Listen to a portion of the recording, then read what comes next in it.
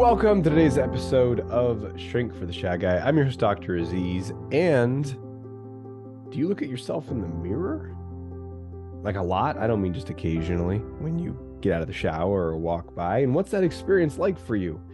Do you like looking at yourself in the mirror? Do you dislike it? Do you judge yourself? Do you evaluate and critique yourself? Is it possible that you could actually use the mirror as a tool to completely change how you relate to yourself?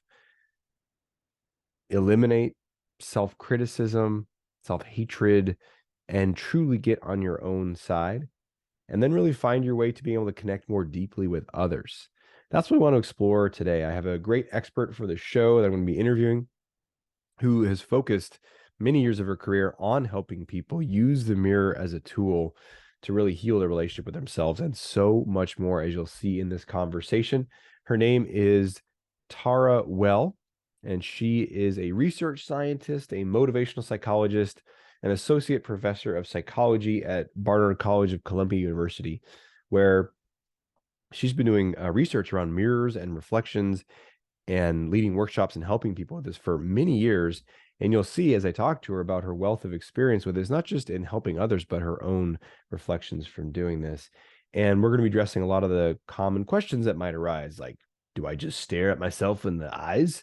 And also, what if I don't like looking at myself? What if I get anxious? What if I feel self-critical? We're going to talk about all of that. And the goal here of this episode is to introduce you to something that might be really useful for you, but not just turn into some sort of intellectual, like, oh, that's useful. I think I know about that now. No, my invitation would be is if this speaks to you, really find a way to test out some of the things that she's practicing. So we get into some practical how-tos in this episode as well on how to use a mirror to really heal your confidence and your self-esteem and so much more. So let's dive into that interview with Tara now. Welcome to the show, Tara. I'm very excited to have you here. Thanks for having me. I'm excited for our conversation. Okay, so, you're known for the mirror, using the mirror as a tool to help really transform our relationship with ourselves, maybe even others and beyond. And so I'm very excited to dive into all of that. Before we get into how to use the mirror as a tool, what is this something, how did you come across this? Is this something that you were using yourself? So maybe we're gonna have to go a little bit back in time here. What got you into this in the first place? Maybe share a little bit more about your own background and story, just so people have a context for where these things are coming through. Sure. Well, I've always sort of had a relationship with the mirror, a fascination with mirrors. As a small child, we used to have a chrome toaster on the table, and I would look at my image in the chrome toaster for like as long as my parents would let me. I was fascinated with myself and making all kinds of facial expressions and imitating people. And it was sort of a way for me to have a friend, kind of like an imaginary Mhm. friend in a way. I grew up as an only child, and my parents were older, and I had a lot of time on my hands. So Mhm. I spent a lot of time creating things with the mirror. But then, as I grew older, as many of us do, particularly women, we kind of develop a kind of a love-hate relationship with the mirror. Scrutinizing our appearance, every little flaw, comparing ourselves with the Instagram models and the actors on TV. And so I started, just not really wanting to look at myself very much in the mirror. I felt better if I didn't look, because once I Yeah. looked, I saw the problems and these flaws. And then, Yeah. one day I caught a glimpse of myself in the mirror, and I looked really sad. Like I looked really kind of like I was suffering, and I hadn't realized I felt that way. And so one of the things that I was doing at the time was I was doing yoga and then doing a brief meditation after I did my yoga practice. And so what I decided to do was to start looking at myself in the mirror for like 10 minutes after my yoga practice. and just to being with myself and exploring my emotions and how I felt about myself and some of the things that have come up oftentimes, when you do any kind of movement, or particularly, a yoga movement that kind of integrates your mind and body, things come up during your practice. And it was a way for me to sit with myself and do more listening than really talking, like not saying affirmations about how great I thought I was or anything, but just Mhm. like listening, like, what am I really feeling? And in a way that I hadn't given myself time to do in a very long time, since I was a child and I had all the free time. My time was filled up with, all my to-dos and a busy schedule. So just giving myself that 10 minutes every day was amazingly transformative. And so, as a research scientist and a psychologist, I wanted to explore why that was happening and to see if these effects could be in some ways codified or taught to other people so they could get the benefits too. Mm, yeah, I love that. And there's something in there you said that I think is really interesting about the way that we relate to mirrors very differently as we age. I noticed, so I have 2 young kids, they're 7 and 9, both boys, and they'll when they look at mirrors or reflections, it's very much what you're describing with the toaster. They're fascinated by it. That I move their mouth around and they look at different angles, and when we play a board game, they love Monopoly, and if one of them wins a bunch of money or gets a bunch of money, they'll stand up on their chair and look at the windows in the room where you can see a reflection of themselves, and they do their celebration dance as they look at themselves in the mirror.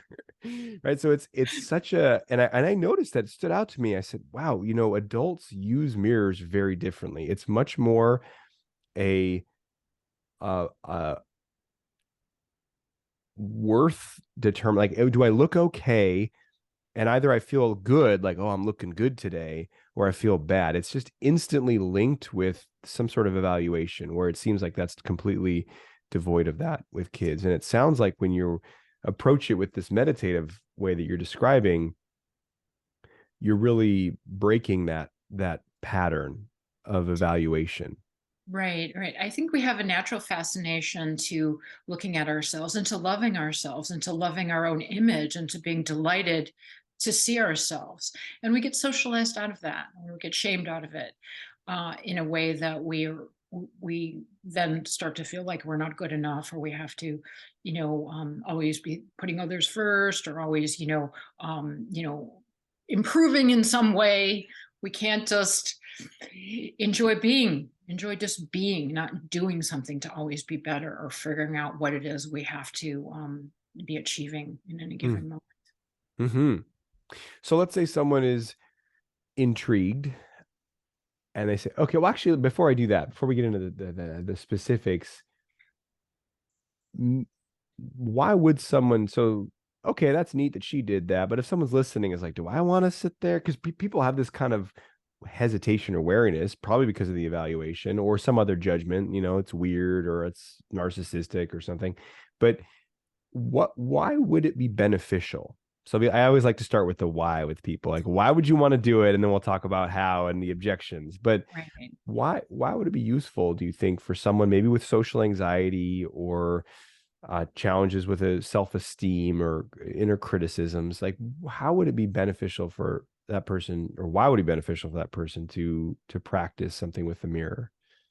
Well, I think it's important to realize why you wouldn't want to do it too, because oftentimes, we want to have relationships with other people, and we want people to notice us and look at us and think that we're great, and just accept us and always be there for us, but we're not willing to do that for ourselves.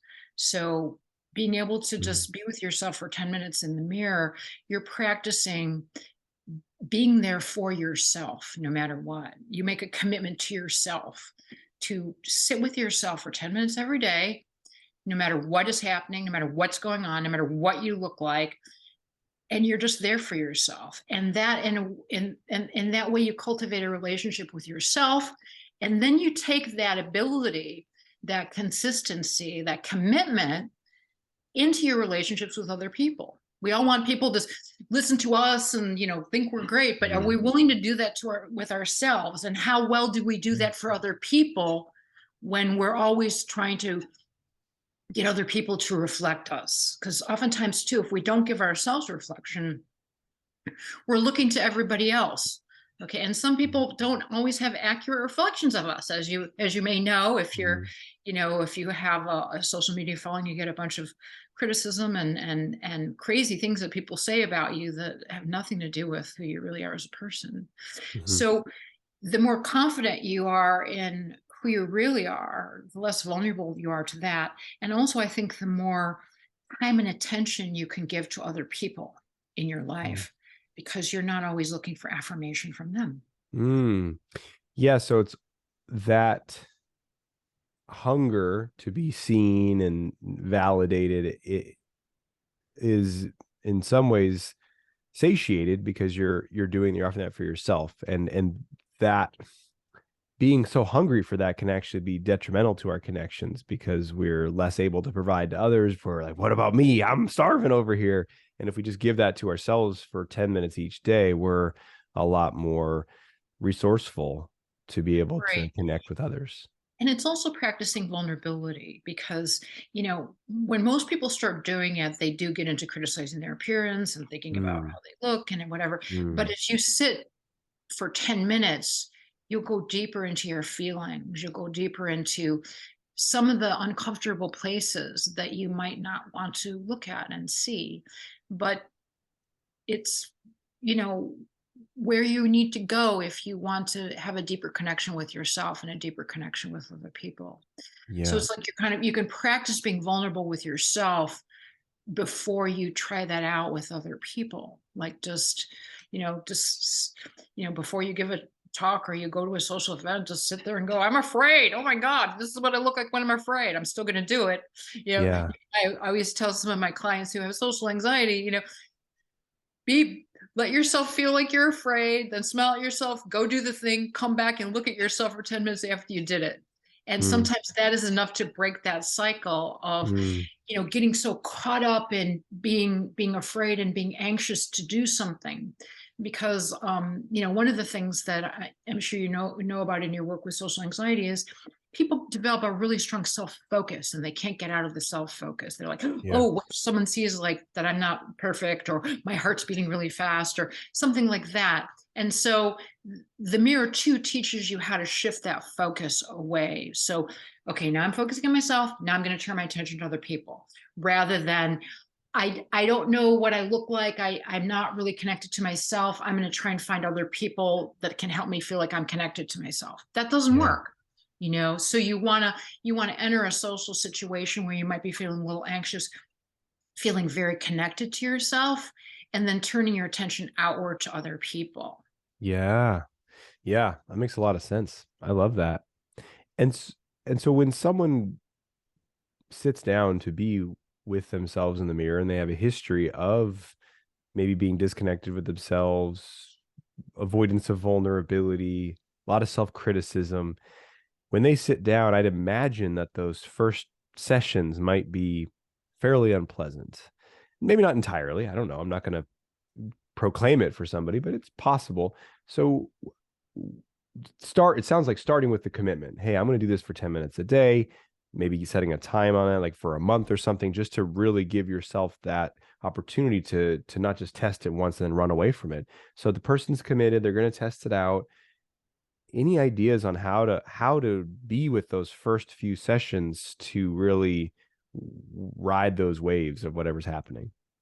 Yeah, that's a really good question. Well, it's different for everybody, and so what I say is just sit with yourself no matter what happens. I mean, and you don't have to do it like this big formal meditation practice, and you're sitting in your yoga posture and everything. You can just like hang out with yourself. You can go get a cup of coffee or a cup of tea, and just look at Mm, yourself in the mirror while you're sipping your tea for 10 minutes, and just hang out with yourself. You don't have to. It doesn't have to be this really, important thing that it's important, but it doesn't have to be so yeah. serious. The other thing is I tell people is to they can also focus on their breathing. If they find themselves getting more anxious as they look, then just focus on your breathing watch your collarbones move up and down, take some deep belly breaths. Generally, we have a limited attention. We can only focus on so many things at once. So when you're looking at yourself in the mirror, you're focusing on yourself in the mirror.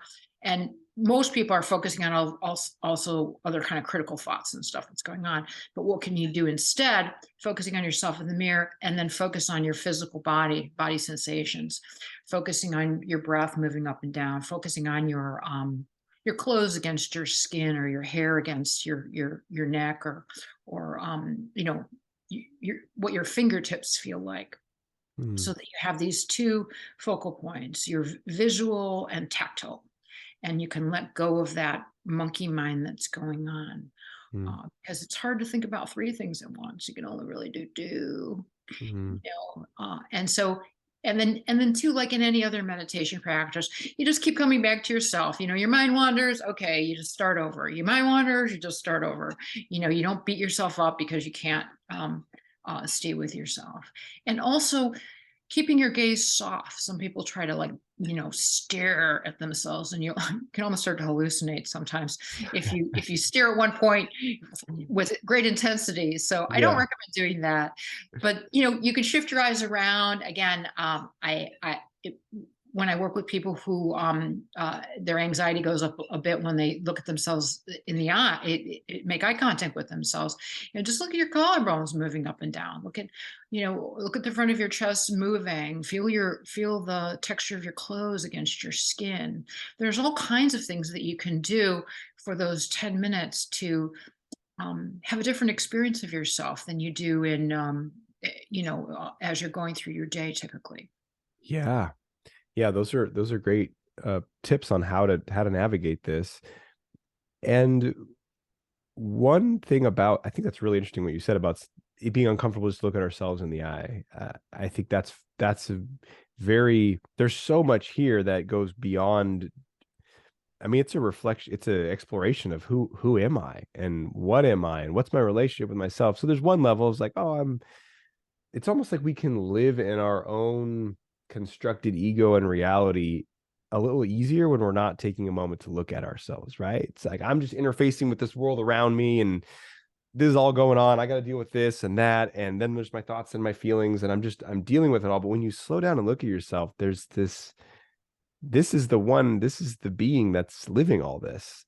And I Yeah. imagine that it can really start to evoke a much deeper experience, especially as you start to work through some of that initial noise of the criticism. So it seems very I know that experiences I've had with mirrors where I'm really settled in them, it tends to evoke a very profound exploration of what am I really? Who am I really?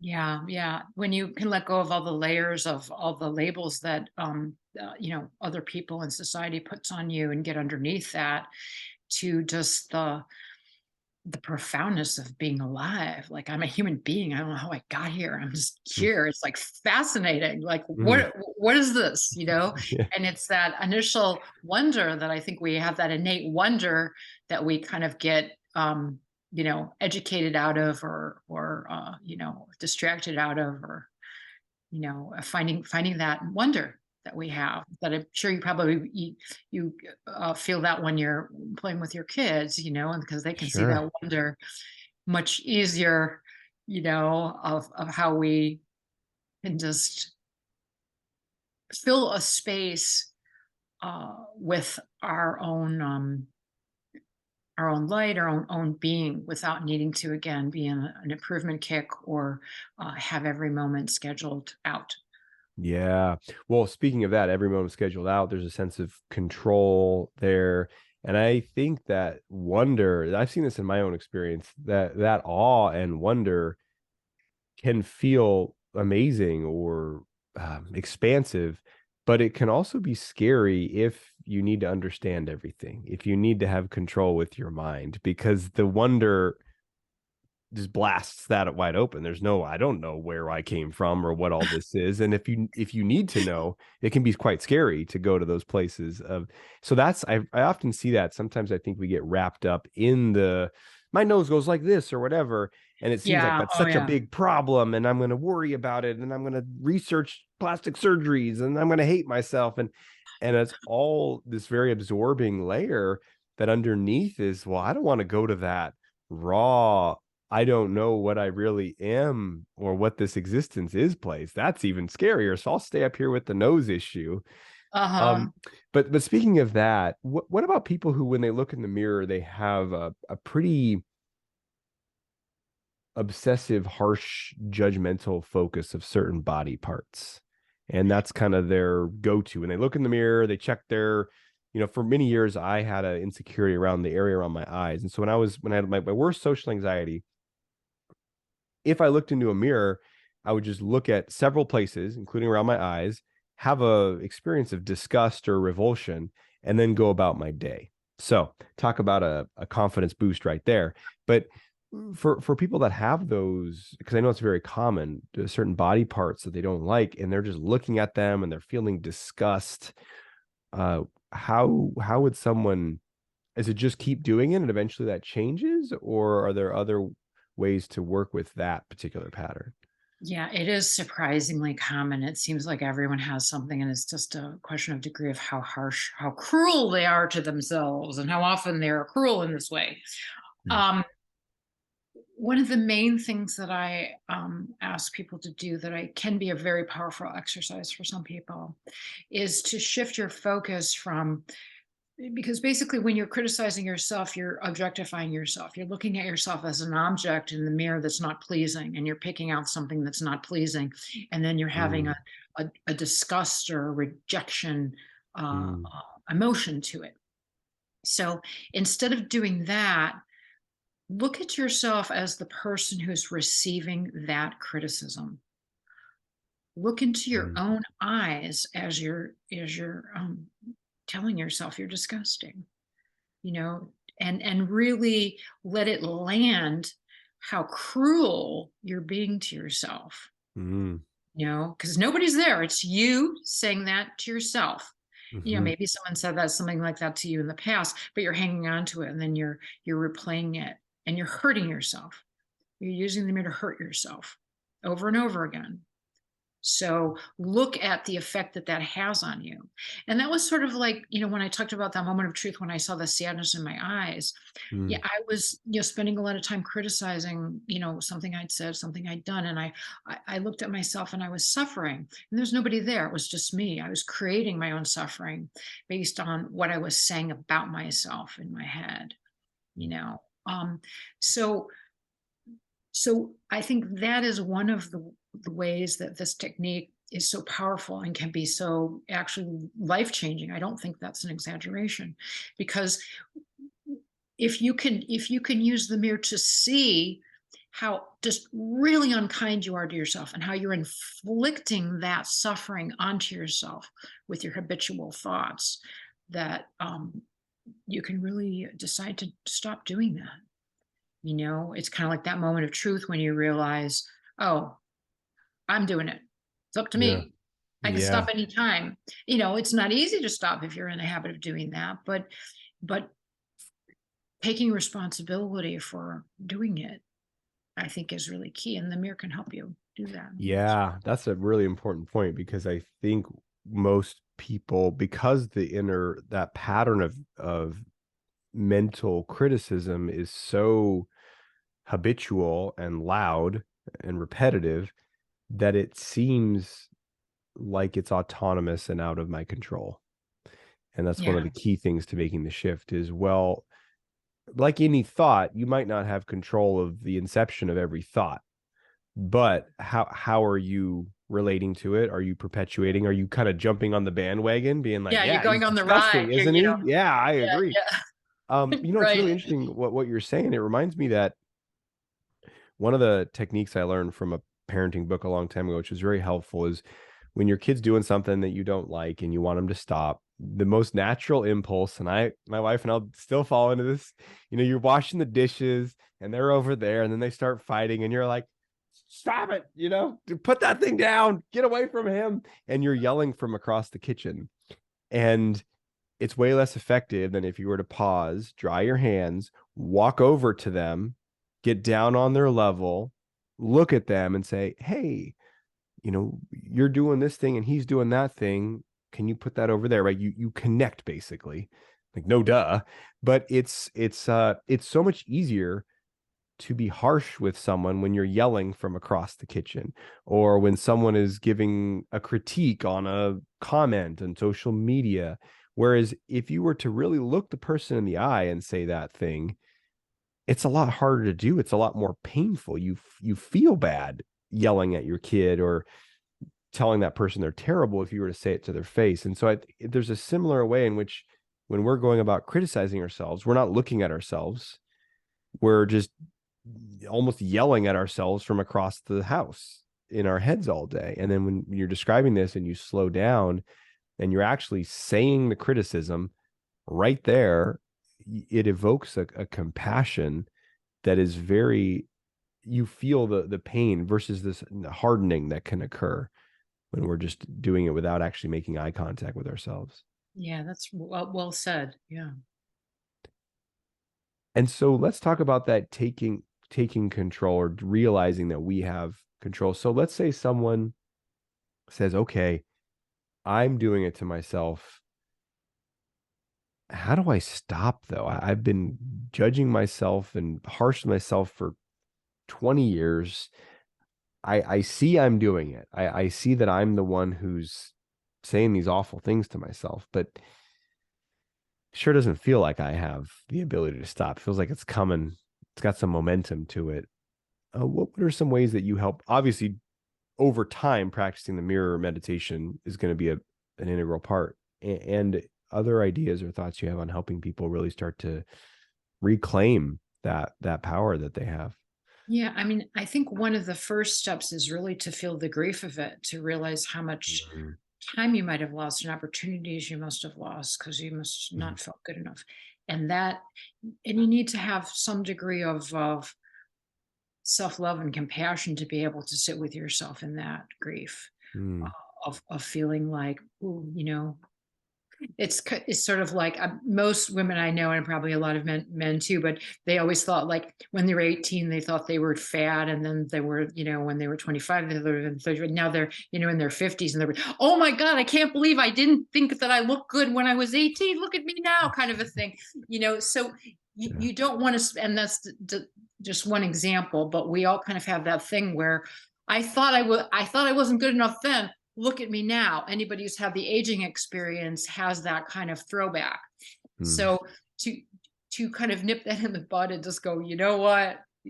This is who I am, and this is as good as it gets for today. I think can be very helpful.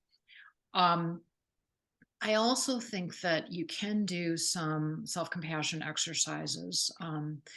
Many people associate the mirror meditation with mirror work, which is a technique by Louise Hay that was developed in the 70s, in which she had people say positive affirmations about themselves in the mirror, and that was considered kind of woo woo and out there for academic psychologists like myself.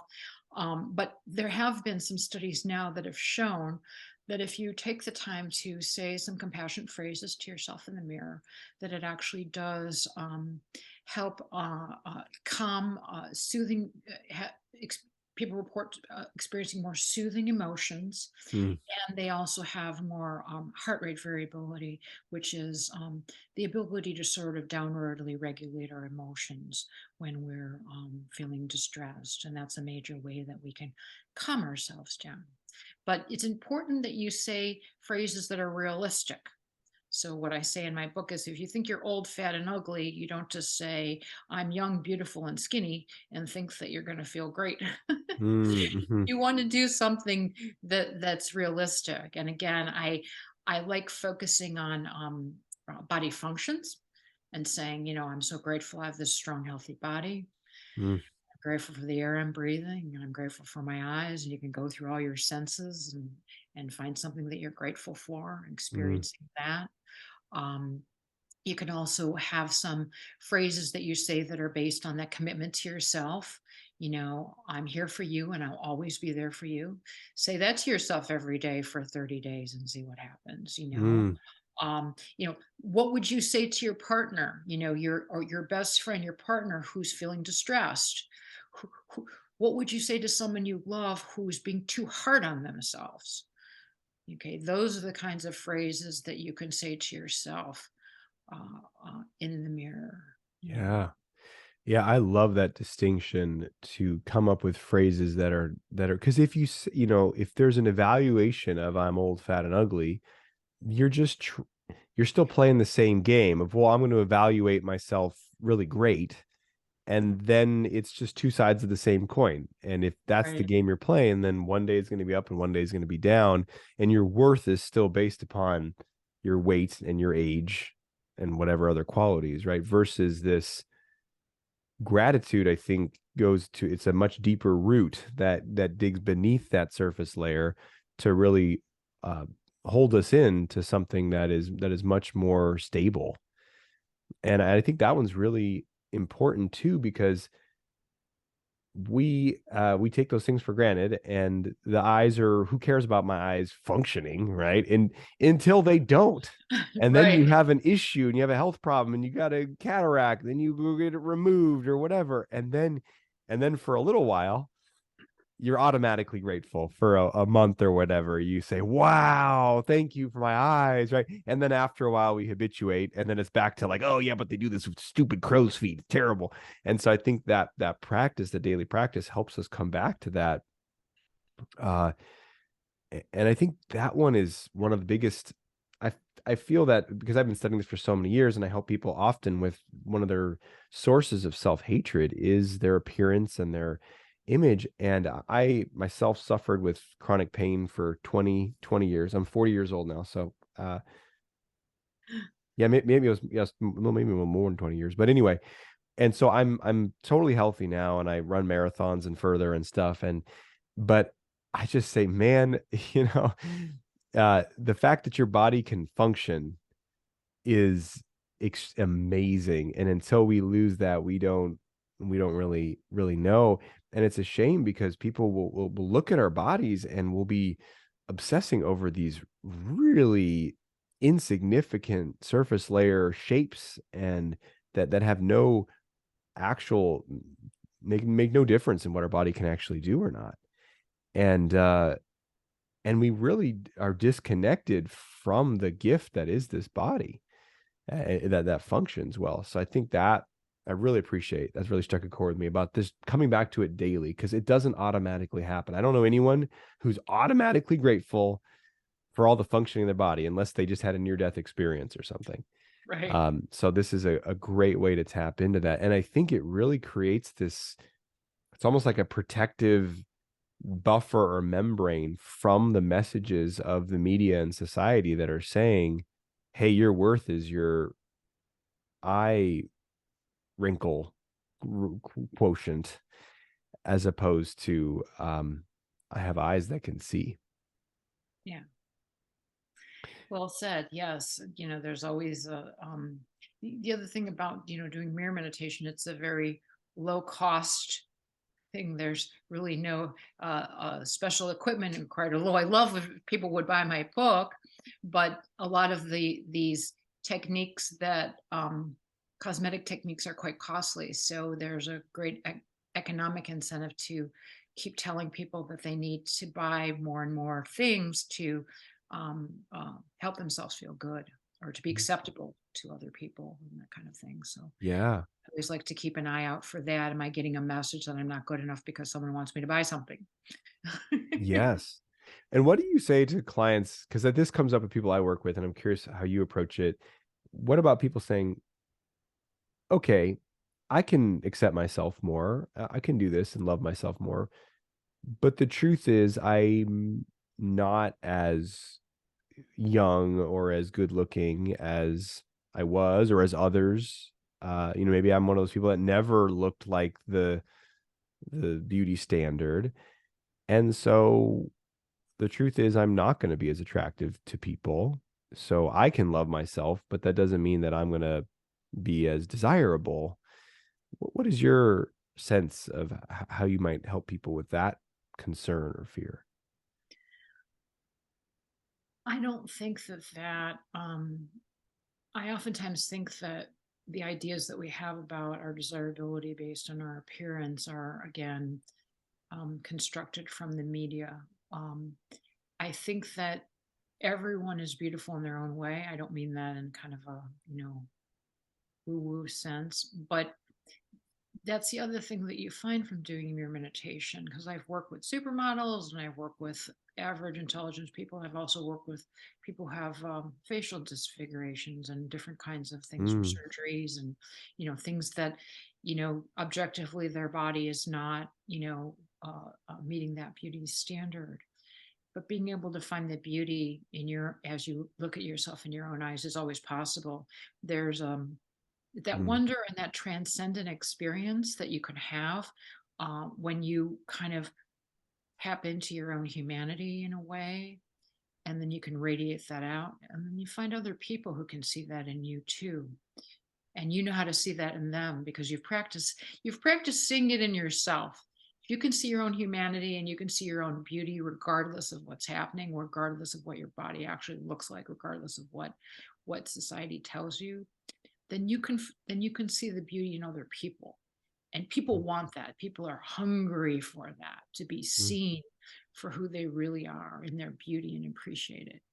And mm, so, you know, the majority of people would rather be with an average looking person or a person with some flaws or configuration who loves them and sees them very deeply and mm, appreciates them than a supermodel who's like, rejecting and, you know, superficial or whatever. I'm not saying that mhm, all supermodels are superficial by any means, but it's just those inner qualities that you cultivate also as you age. I'm somewhat older than you too, so um mm, as you age you cultivate those qualities as well, because you can't rely on your external appearance as much, mm, um so that you can draw people to you based on how you feel about yourself.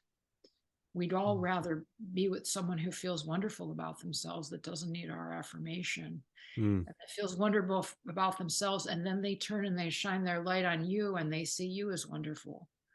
mm, That is very powerful. That is very, it can be very healing for people. And it can certainly improve the quality of any kind of relationship you have, your ability to do that, your yeah, ability to just accept yourself. And then, you're not going to want to be with somebody who, I mean, that's, one of the controversies is, older men with younger women, men who are my age and they date like 25-year-old women or something like that, or 18-year-old women. It's just like, that's sort of like your level of, what you care about. You care more about what someone looks like physically than you care about who they really are inside. And then that's what you care about.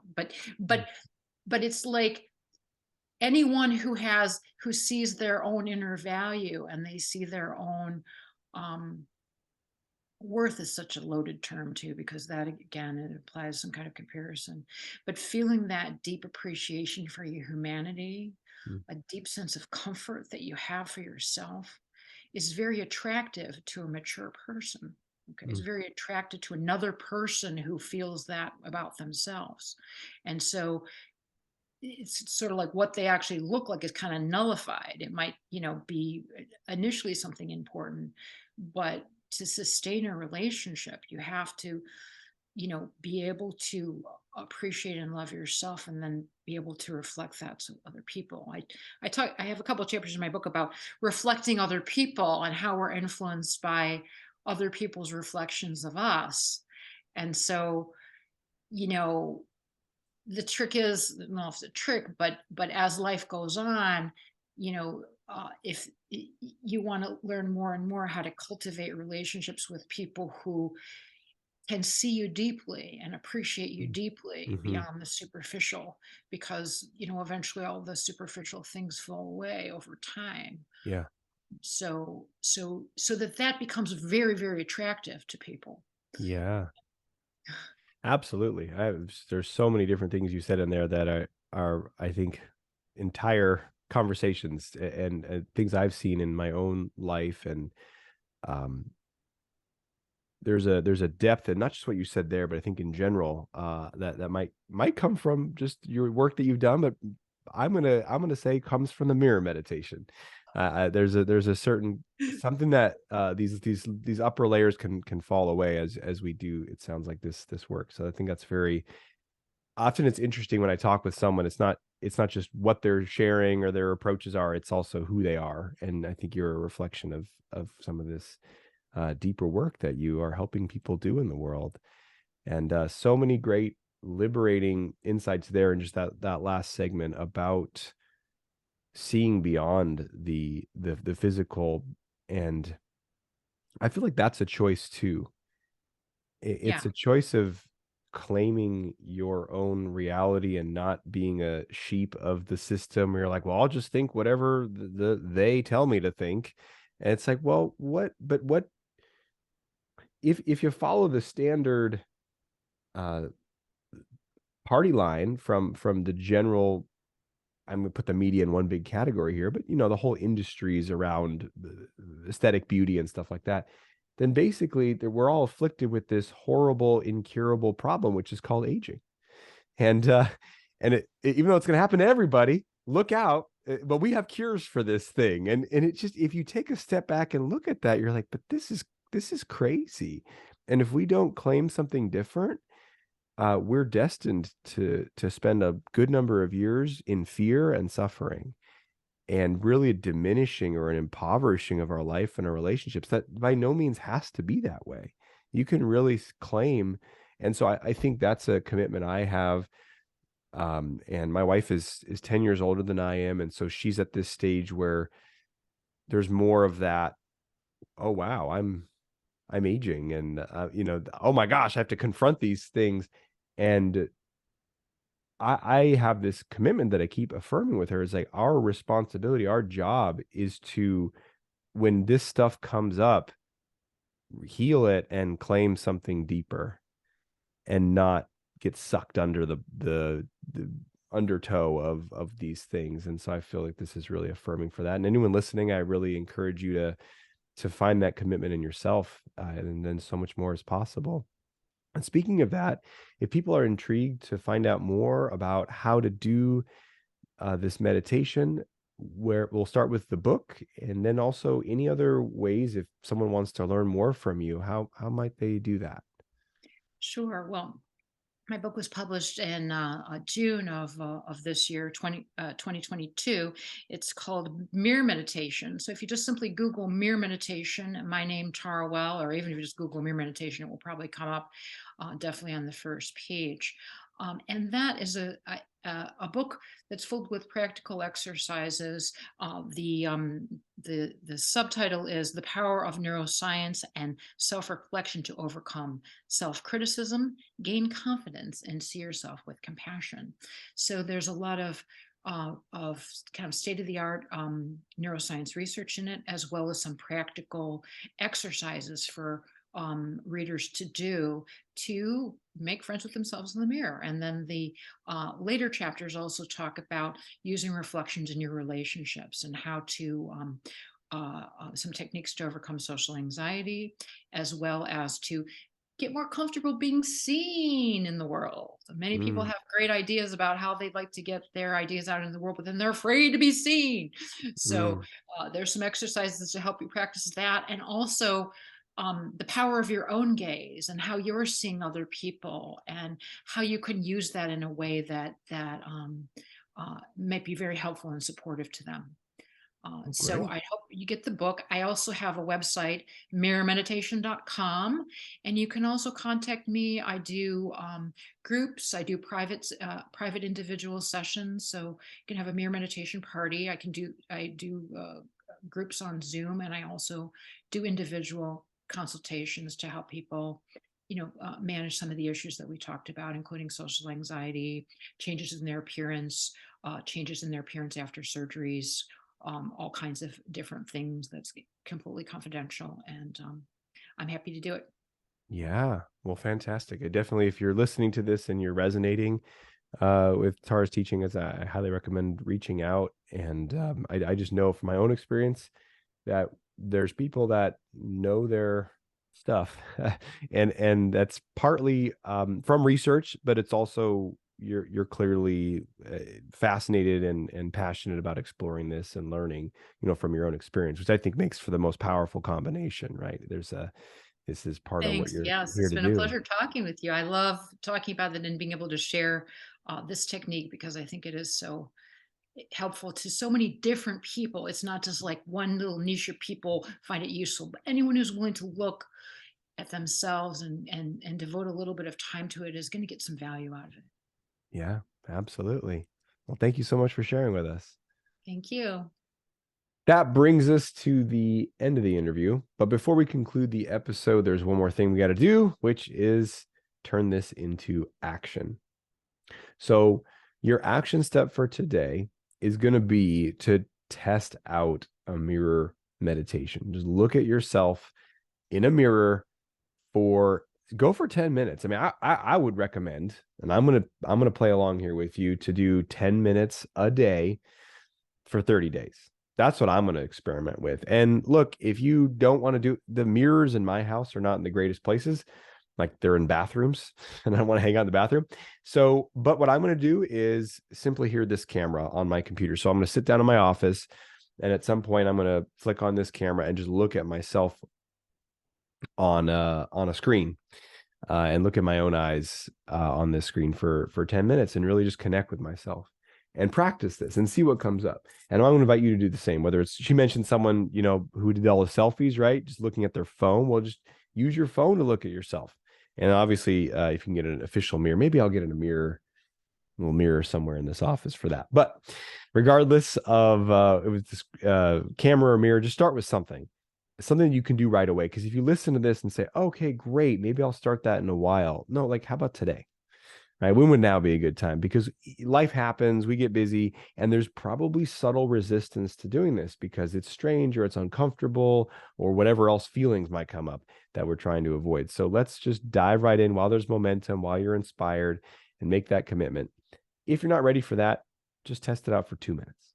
Just look at yourself for 2 minutes, because what I predict you're going to discover is that there is so much to heal there with how you relate to you. And this is going to be a powerful aid in doing that. So give it a shot, test it out. And if you're called to learn more from Tara or work with her directly, then definitely reach out. We'll have information about her at shrinkfortheshyguy.com. You can just go to this episode and we'll have some links down below on this particular show. All right, thanks for being with me today. Until we speak again, may have the courage to be who you are and to know on a deep level that you're awesome. Talk to you soon.